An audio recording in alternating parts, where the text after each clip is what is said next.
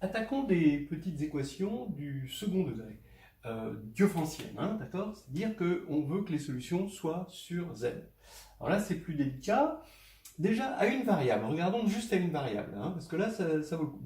x2 égale 4. Ben oui, il va y avoir des solutions.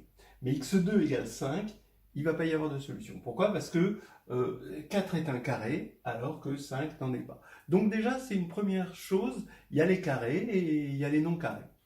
Après, si on veut rester sur une variable et du second degré, on a le trinôme, d'accord? Et on veut des solutions entières, ben vous voyez que déjà, il faudrait que le discriminant soit un carré. Et le discriminant, ici, eh ben, il vaut 5, et ce n'est pas un carré. Voilà. Donc, il ne va pas y avoir de solution. Bien. Alors, maintenant, plusieurs variables. Alors là, il y a des techniques pour montrer qu'on n'a pas de solution. Alors, par exemple, regardez, je ne vais pas regarder comment dire, les techniques générales, hein, mais je donne juste des exemples comme ça, hein. Donc ici, on va regarder un exemple d'équation homogène à trois variables. Voilà, x2 plus y2 moins 3z2 égale 0. Alors, l'idée, c'est de voir déjà que 0, 0, 0 est solution. Donc déjà, c'est pas vide. Est-ce qu'il y en a d'autres? Là, c'est moins clair. Étant donné qu'on a un 3 là, on va se ramener à deux variables, mais dans z sur 3z. C'est-à-dire que je regarde modulo 3, et je sais que quand je mets une barre là, ici, pour dire que j'ai regardé le reste modulo 3, je peux mettre, d'après les propriétés arithmétiques, la barre ici, c'est x bar carré plus y bar carré. Là, ça va faire 0, parce que 3 modulo 3, ça fait 0, égale 0 bar.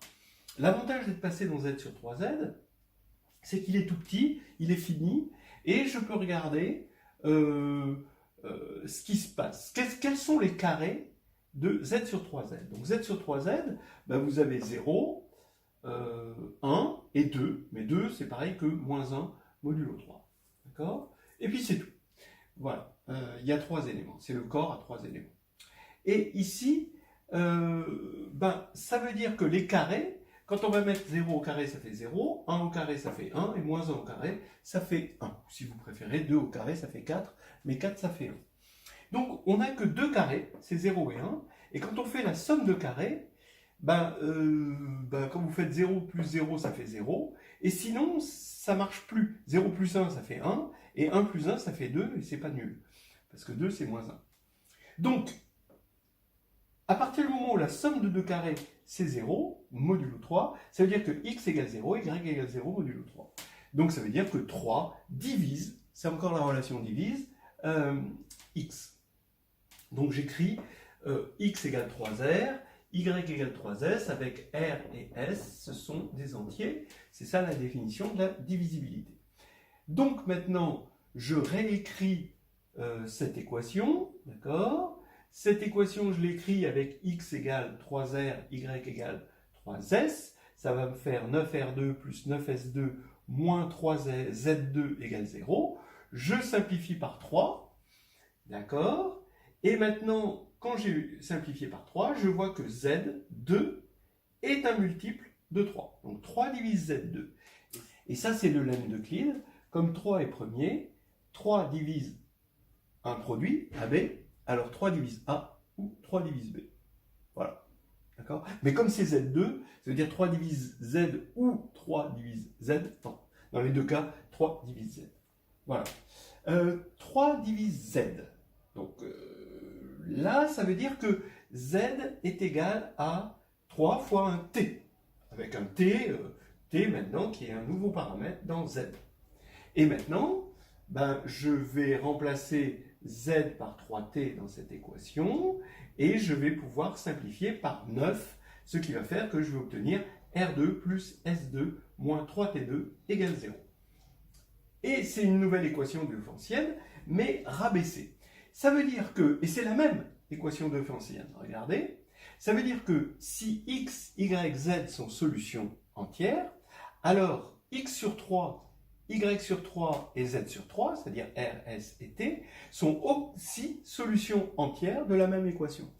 Oui, mais alors là maintenant, ça ne s'arrête plus. Je peux encore diviser par 3, je peux encore diviser par 3 indéfiniment. C'est-à-dire que quel que soit n, x sur 3 puissance n, y sur 3 puissance n, z sur 3 puissance n sont solutions. Mais on voit bien qu'on ne peut pas, à partir du moment où x est un entier, au bout d'un certain temps, en divisant par 3 puissance n, bah, ça ne devrait plus être un entier. A. Et pourtant, ce qu'on a dit reste vrai. C'est que, en fait, il n'y a pas tout à fait, il n'y a pas complètement un paradoxe, c'est que x sur 3 puissance n est encore un entier, d'accord? Oui, mais ça veut dire que x est nul. Parce qu'il n'y a que pour 0 qu'on peut diviser par 3 puissance n pour n quelconque, et tomber encore sur un entier. Il n'y a que pour x égale 0. Pareil pour y et z. Donc ça veut dire que x, y, z égale 0, 0, 0, et réciproquement, c'est vrai. Voilà, on a résolu cette équation diophantienne. On a utilisé le lemme d'Euclide. Si P est premier qui divise AB, alors P divise A ou P divise B, lemme d'Euclide, hein, qu'on n'avait pas utilisé jusqu'à présent. Et cette technique, on l'appelle une méthode de descente de Fermat. D'accord? On voit que c'est absurde en descendant comme ça, et qu'on ne peut pas descendre indéfiniment. Voilà. Alors, toujours dans le second degré, regardons xy égale 12. Oui, c'est du second degré, hein, d'accord? Hein, parce que c'est considéré comme du second degré, vous avez du degré 1 plus du degré 1. Voilà, alors xy égale 12, avec xy dans z, équation différentielle, ben là, on va être obligé d'utiliser ce qu'on appelle le théorème fondamental de l'arithmétique, c'est-à-dire que tout élément se décompose de façon unique en premier. Mais il y a attention, il y a des petits caractères, il y a des petites choses qu'il faut bien lire dans le mode d'emploi de ce théorème.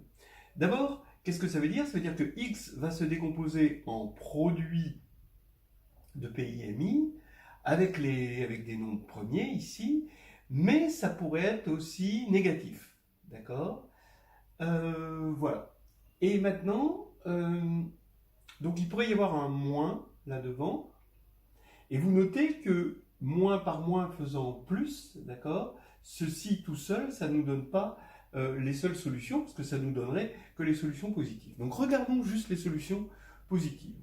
On a 12 égale 2 au carré fois 3, d'accord? C'est ça la décomposition en nombre premier. X, sa décomposition, je l'écris comme ça avec des MI en exposant, Y avec des NI. Le théorème nous dit finalement qu'il suffit de décomposer 2, 1, parce qu'ici il y a un 1, d'accord? Vous voyez, ici il y a un 1, 2, 1, en MI plus NI. Donc regardez par exemple, vous prenez 2, 1 égale 2, 1 plus 0, 0. Donc le premier 2, c'est l'exposant en 2 de x. Lui, c'est l'exposant en 3 de x. Et là, c'est l'exposant en 2 de y, l'exposant en 3 de y. Donc c'est la solution 12, 1. Ensuite, on peut décomposer 2, 1 en 1, 1 plus 1, 0. Alors là, ça veut dire qu'on a 2 puissance 1 fois 3 puissance 1, ça fait 6, 2 puissance 1, ça fait 2. Vous voyez? Ensuite, on va regarder 2, 0 plus 0, 1.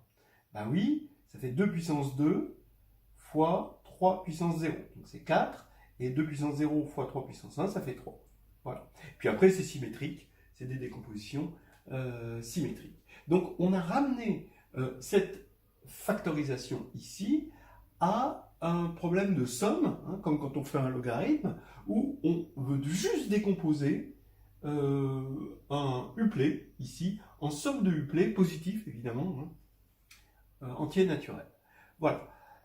Donc ça, on s'est servi de ça. Maintenant, il se trouve que le petit truc, le petit grain de sable dans l'unicité de la décomposition en facteur premier, c'est que c'est valable à unité près. Alors, unité, qu'est-ce que ça veut dire? C'est les inversibles de l'anneau, c'est-à-dire de z. Les inversibles de z, c'est 1 et moins 1. Et c'est là où ça coince, c'est qu'il faut regarder à part les unités. On a souvent besoin des unités dans un anneau. Et là, on pourrait avoir aussi moins. Mais si j'ai moins ici, j'ai moins là. Donc, c'est-à-dire que c'est à facteur près. Donc, on peut considérer ici que x est la même chose, le même résultat, mais multiplié par une unité, donc multiplié par moins 1, et dans ce cas-là, y sera multiplié par moins 1 aussi. Donc vous pouvez mettre des moins aussi. Donc ça fait 6 solutions positives, 6 solutions négatives, et en tout 12 solutions. Voilà, alors maintenant on peut aller un peu plus loin. On regarde x2 moins y2 égale 101. Alors j'ai pris 101 pour que ce soit plus simple, parce que c'est un nombre premier. Et bien là maintenant, je factorise. Vous voyez, là la factorisation était évidente, là pas tout à fait évidente. Donc x2 moins y2, c'est x moins y facteur de x plus y. Et maintenant, vous voyez que ça veut dire, maintenant je vais résoudre comme j'ai résolu ici. Sauf que là, 12, il était un peu complexe, là 101 est beaucoup plus simple, c'est un nombre premier. Donc soit x moins y égale 101 par unicité de la décomposition en facteur premier, hein, et x plus y égale 1. D'accord? Et x moins y égale 1, et x plus y égale 101. Mais on peut aussi avoir moins, moins, d'accord, ici, et avoir moins, moins, ici. Donc, il ne reste plus qu'à résoudre un système, 4 systèmes linéaires à deux inconnus. Donc ça, c'est pas difficile. Et on vérifie qu'on a ces 4 solutions. À chaque fois, ça va être un système qui va avoir des solutions. Et on vérifie qu'on a ces 4 solutions, 51,50, moins 51,50, etc., etc. Voilà. Donc maintenant, il est temps de faire le point sur, en fait, c'était ça le but, la motivation, sur ce que l'on a utilisé et sur ce qui est finalement utile dans ce qu'on va faire, c'est-à-dire l'arithmétique.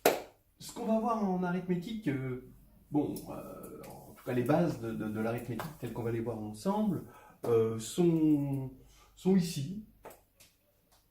D'abord Z, on va travailler sur Z. Z c'est un anneau, voilà. Et on aura besoin de ces inversibles. Et dans un anneau, on a toujours besoin des inversibles. Et les inversibles de Z, c'est 1 et moins 1. Voilà, c'est les seuls qui, quand on les inverse, ça reste dans Z. Il y a le lemme d'Euclide, si P est premier, c'est-à-dire s'il est divisible uniquement par 1 et lui-même modulo les inversibles, alors, uniquement divisible par cela, alors P divise AB, un produit AB, ça implique que P divise A ou P divise B. La réciproque, elle est claire, hein, mais dans ce sens-là, c'est important, et ce ne serait pas vrai si P n'était pas premier. Ensuite, le lemme de Gauss, dont on s'est servi, si A divise BC, et si AC n'ont pas de diviseur en commun, alors A divise B. Voilà. Ce qui est pas mal, parce que si A divise B, forcément A divise BC, dans ce sens-là, ça va. Mais c'est pour revenir. Le lemme de Gauss est un espèce de retour contre-intuitif d'une application évidente. Hein, voilà, donc on a A divise B, parce que A et C n'avaient pas de diviseur commun. L'unicité de la décomposition en facteur irréductible. Alors, avec ce petit codicile, là, cette petite nuance, attention, c'est une unicité à permutation près et à unité près, hein, ici. Le PGCD, d'accord, donc le plus grand commun diviseur, on s'en est servi, hein, l'identité de Bezout et l'algorithme de Crick pour trouver des solutions à l'identité de Bezout. Voilà. Et puis, on s'est aussi servi du calcul modulaire, c'est-à-dire de regarder quelque chose, une identité dans Z, et de la regarder modulo n, sachant que quand on a dans Z AX plus BY, et ben quand on va regarder AX plus BY modulo n, d'accord, alors ça fait A bar, X bar, plus B bar, Y bar, voilà, donc on s'en est servi, c'est un peu, si n égale 2, une règle qu'on connaît bien, pair plus pair égale pair, impair plus impair égale pair, impair plus pair égale impair, impair fois impair égale impair fois pair égale pair, etc. etc. C'est exactement cette règle, mais qui se généralise.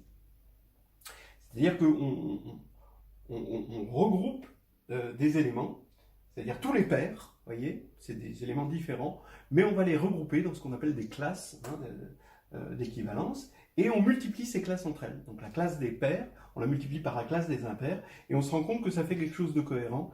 Par exemple, voilà.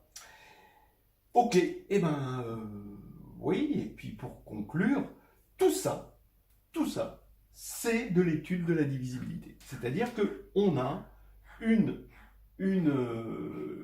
relation divise dans Z, et cette relation est précieuse, et c'est celle-ci qu'on étudie, et on a vu que si on domine la relation divise par tous ces objets-là, alors on est très fort, et entre autres, on peut résoudre des équations. Voilà, c'est fini pour les motivations, et le cours va pouvoir commencer.